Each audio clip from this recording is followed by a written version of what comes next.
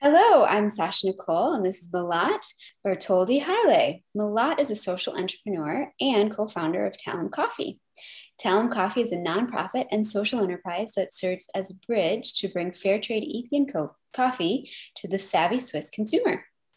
The profits generated for the Swiss social enterprise pay fair wages for farmers in Ethiopia and create jobs in the coffee value chain.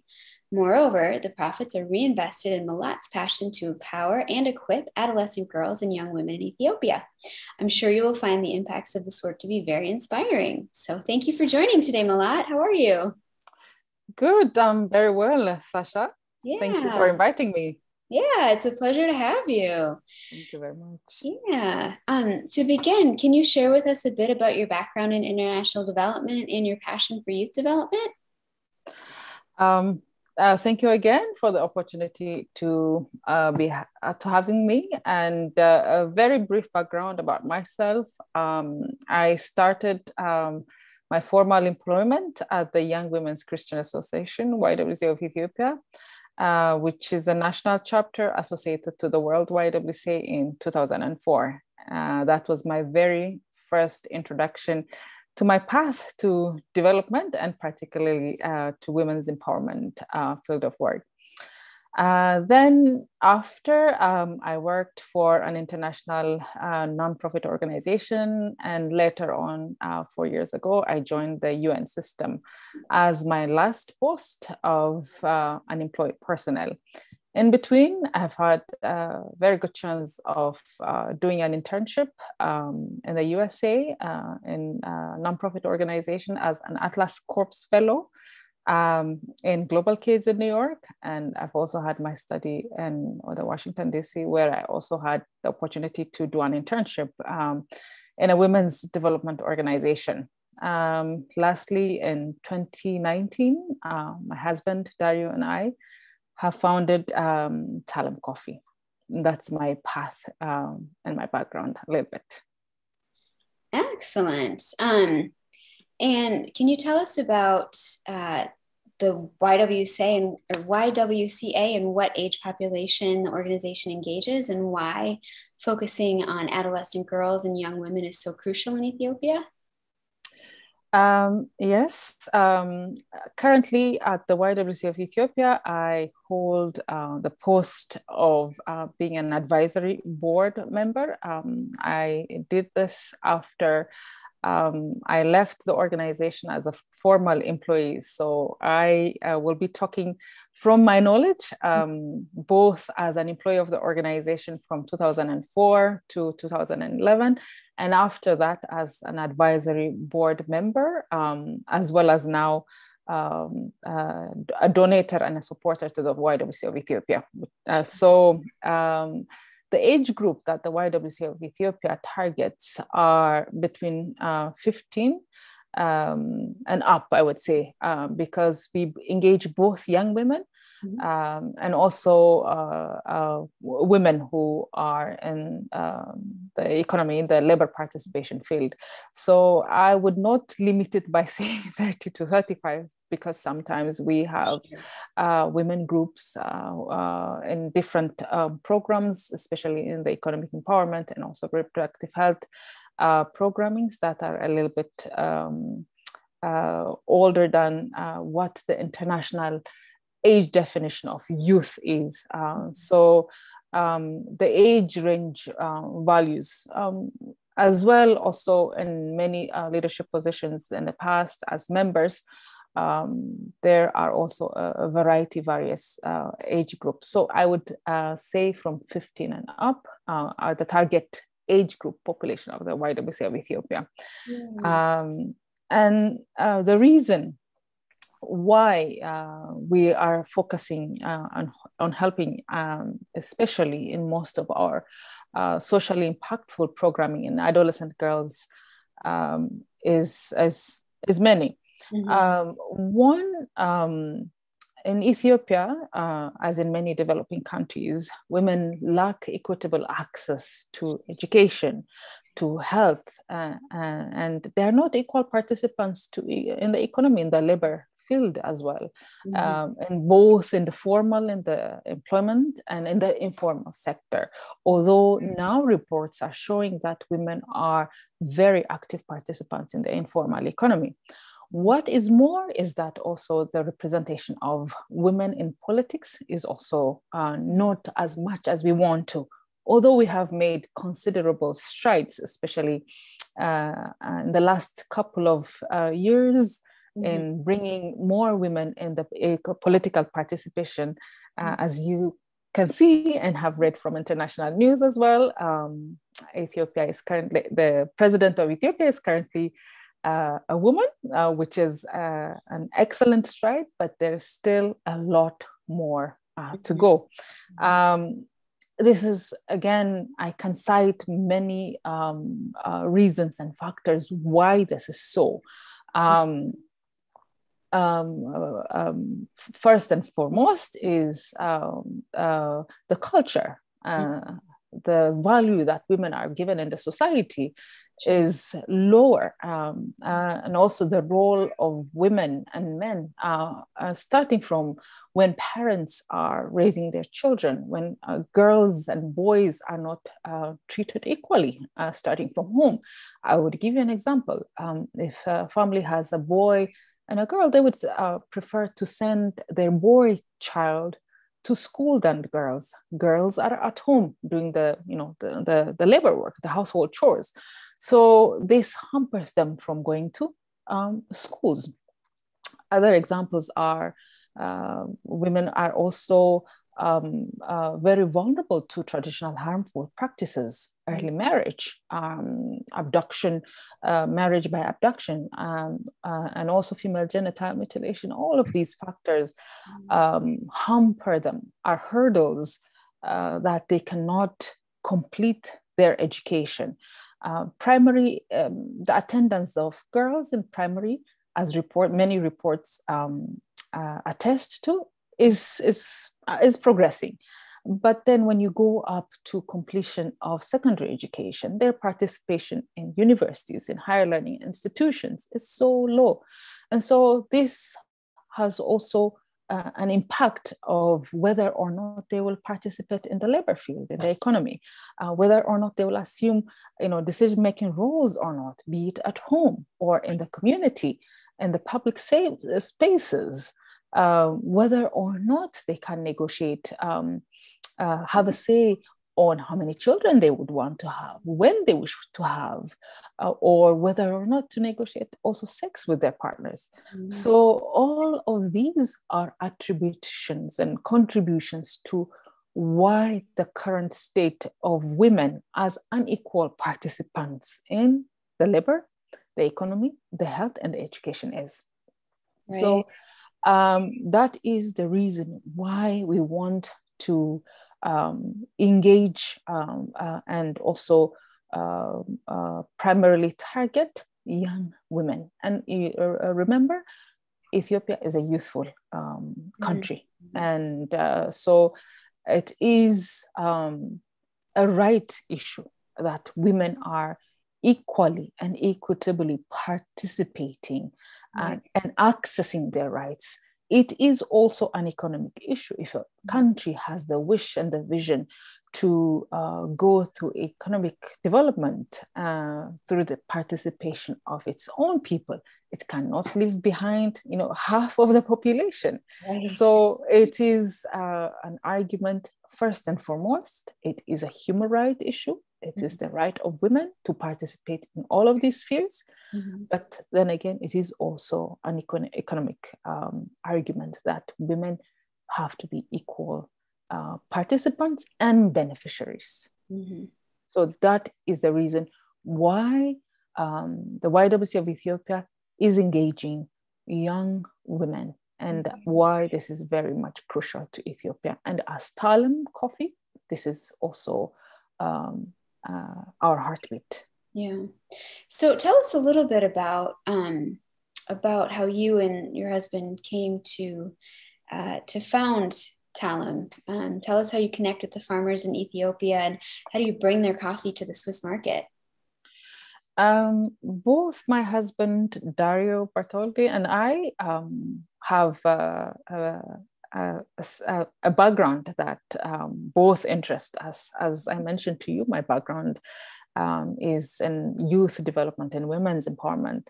He also comes from an interest of also a huge conviction in youth development work through his engagement and through his employment with SEFI here in Switzerland.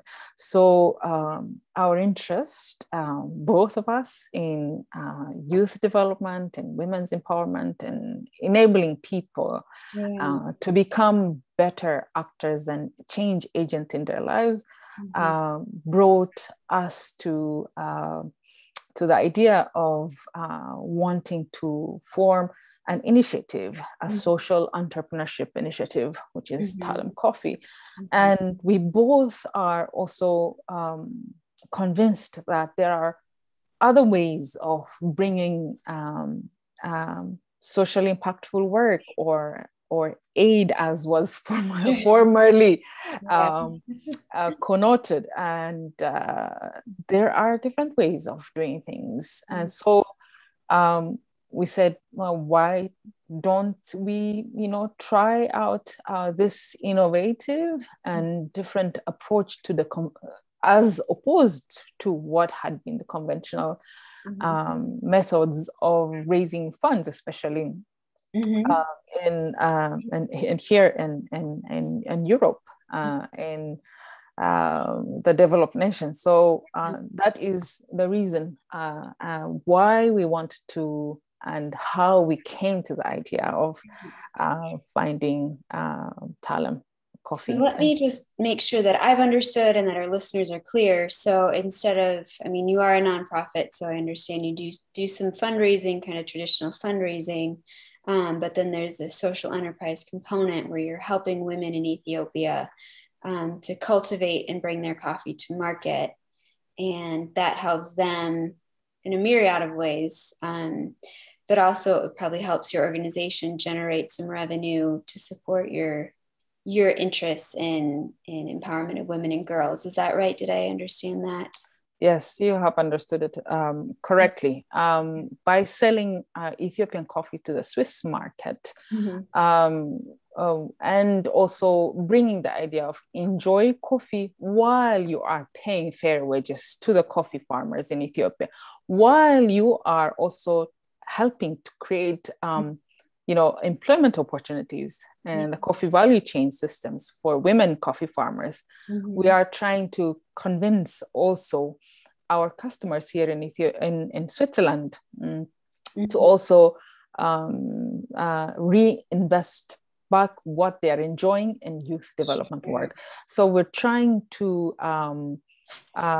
convince them that when they buy from Talem Coffee, when they buy our coffee, not only they are contributing to the fair wages and employment creation, but also the proceeds are reinvested back in socially impactful work for youth and women development work in Ethiopia. So it's a win-win for everyone. I believe so. They get to enjoy their coffee, and they know that that those that cultivated the coffee are being paid a fair wage. Yes. And then the extra benefit that we don't always see is that there's also an investment in women's empowerment, which I think adds a lot to the conversation as well. Correct. Yeah. Very well said. Yeah. And if anyone wanted to support your work, what would be a good way for them to do that? As always, we encourage people to go to our homepage, buy our coffee. Our homepage is www.talem.ch, and you can order your coffee right there. And by buying our coffee, yes, you are supporting coffee farmers, women farmers in Ethiopia, and also you're supporting socially impactful work for women's development programming in Ethiopia. So go directly to our homepage and order your coffee. Enjoy Ethiopian coffee. Perfect. That's our message, yes. Yes, and we'll make sure that is listed in the description below so that it's easily accessible for anyone who would like to order your coffee. Yeah, you have a pretty extensive background in terms of international development. It sounds like you've been in it in the majority of your career, if not all of it. And I would just love to know, in the amount of time that you've been in this sector, could you share an insight or a lesson that you've learned from all of your years of working in this sector and as well as becoming a social entrepreneur? Yes, from my 15 years of experience of working in the development sector, starting from a local nonprofit organization, then progressing to an international, and then in the end at the UN system, and now vis-a-vis with as my role as a social entrepreneur. What I have learned from working with people is that people are part of the solution. The people we work with, the people we envision to empower, know what their challenges are, know what their problems are, and know what the solutions are. And the solutions lies with them, in them. And I think it's good attitude to go to the people and to ask them, what is it that they need? But not just what they need, but what opportunities do they have? Every society has its needs, its problems, challenges, as well as opportunities. So if we would go with an attitude of listening, of wanting to understand, of wanting to know, not with an attitude of, I want to do this for you, but let's try to find the solution together. There's always the solution. The solution always lies with the community. I will give you an example of a very interesting project that we used to do with the YWCA of Ethiopia. I think it's also currently running, but it's an approach which some nonprofit organizations are pursuing in Ethiopia. The project is called the Self-Help Group. And I will explain a little bit. And from the examples I will give you, I'll try to come up with a conclusion. The project goes to the community with a participatory rapid assessment method.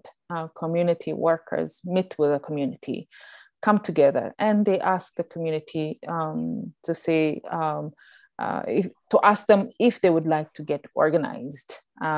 So the community themselves, the people, they come together and they get organized in small 10 to 15 groups of people who live in the same community, in the same geographic region, who are of the same economic background.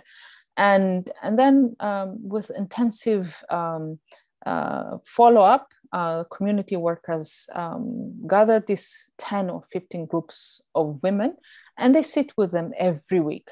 And these community workers, they empower these groups to discuss issues that are relevant to their lives.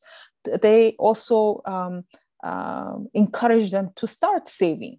The saving could be as small as 2 bir, 3 bir, which is such a small amount of money. But when they come together to pool their resources, economic resources, their money together, when they discuss issues together, they become empowered.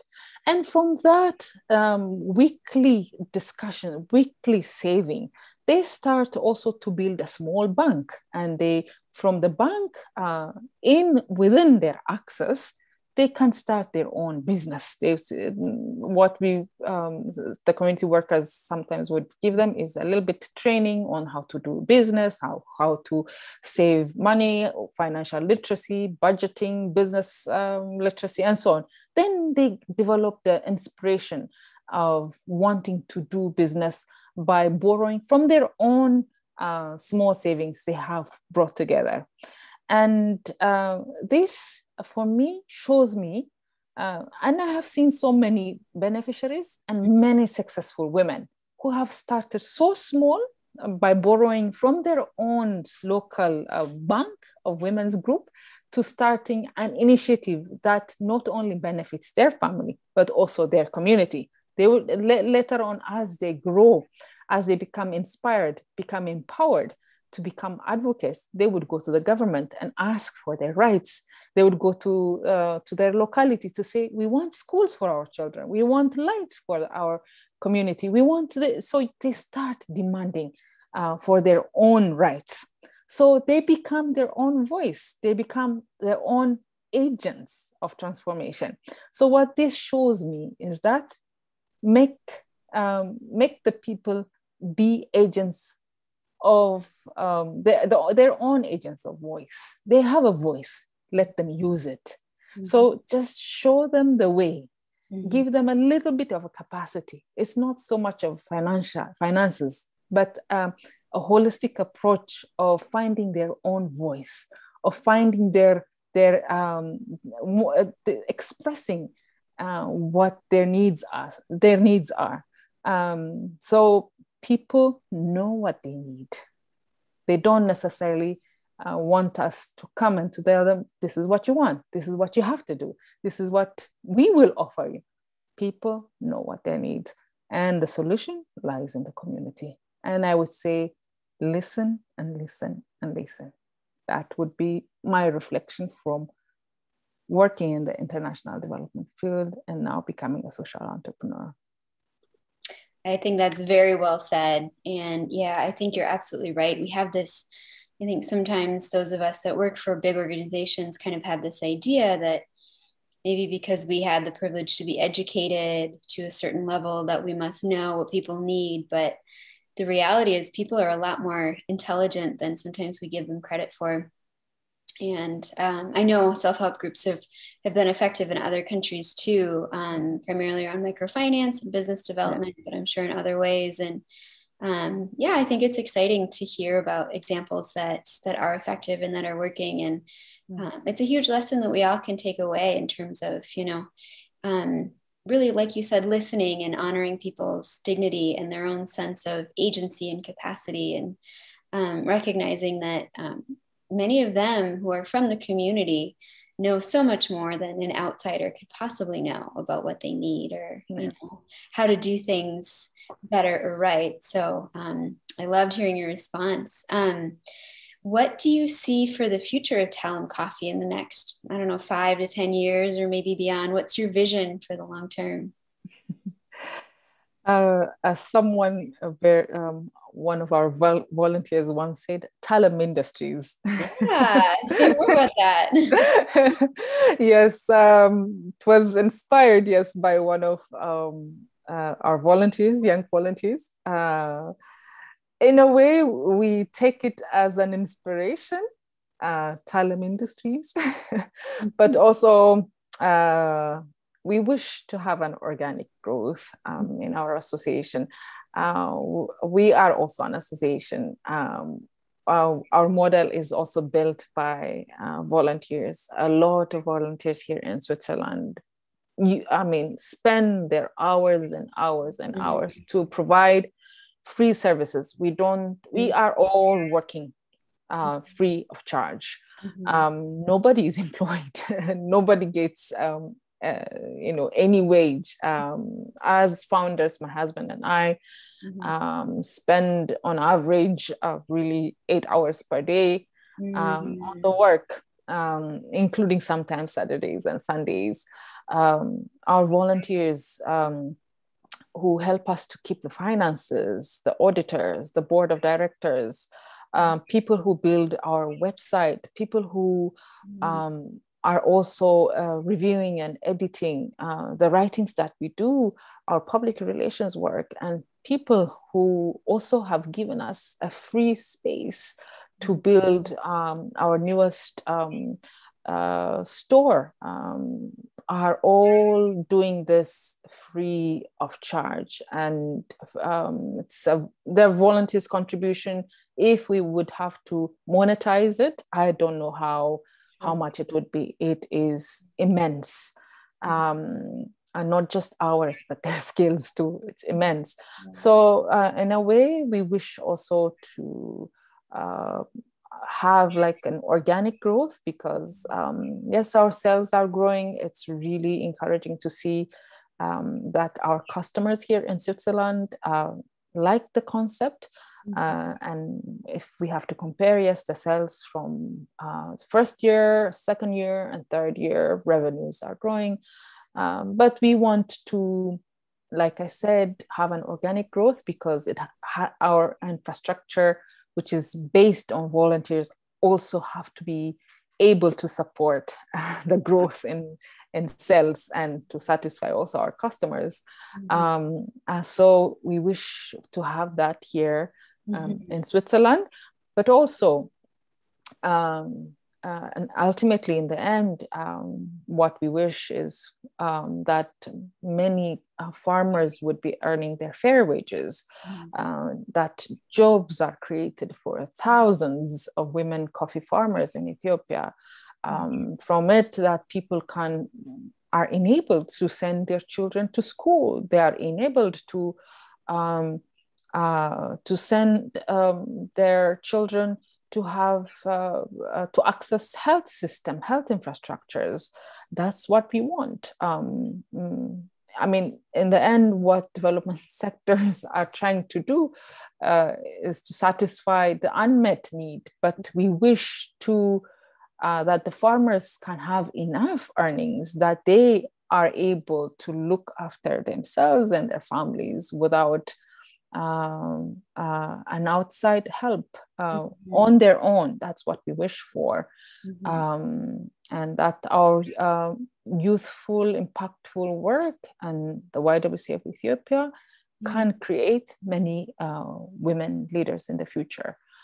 Women leaders who would be advocates for their own lives, women leaders who would advocate for other women, whether be it in the parliament, in politics, or in business, in administration, in NGOs. That's what we want for women too, for our social impactful work. We want all of these young women who go through our program to assume leadership positions.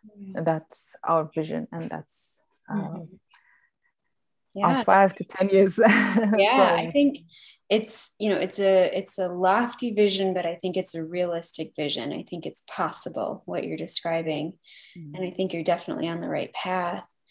What do you think you would need in order to attain that vision? What kind of changes or collaborations would be useful for Talem to reach that point?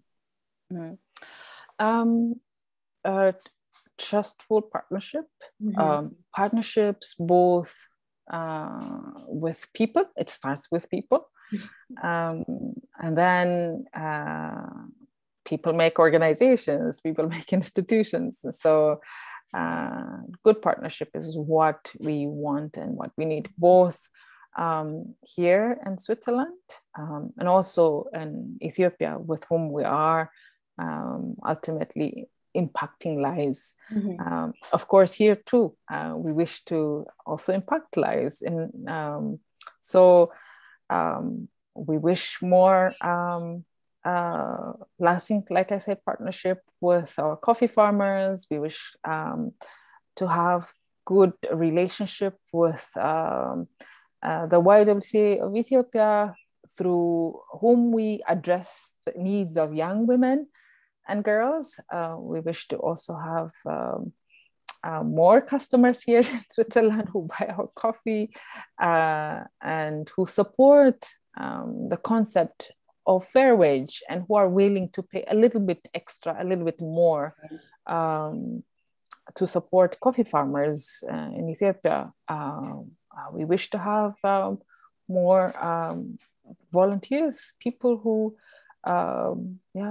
give their time freely to support the work we do, both here and also in Ethiopia. So I think ultimately at the end of the day, we want to invest in people, and we want to win people. That's what we want. Mm-hmm.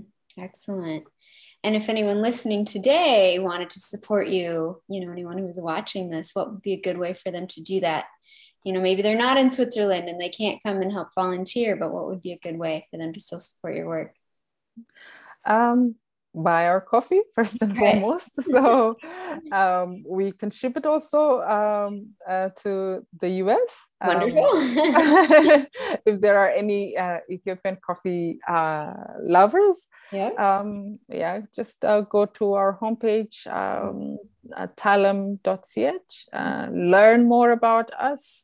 You can reach out to us if there are organizations who are interested in the concept, who would like to share experiences with us, or we also are willing, we want to learn also from others, because I'm sure we're not the only ones who are doing similar work. There could be many, many others who are doing phenomenal work too. So we're open, very interested to learn from others too. So if you feel like you're connecting with us, you are inspired from our work, also write to us, encourage us, share your experiences and promote us with other channels and medias to your friends, families, and your organizations. Yeah.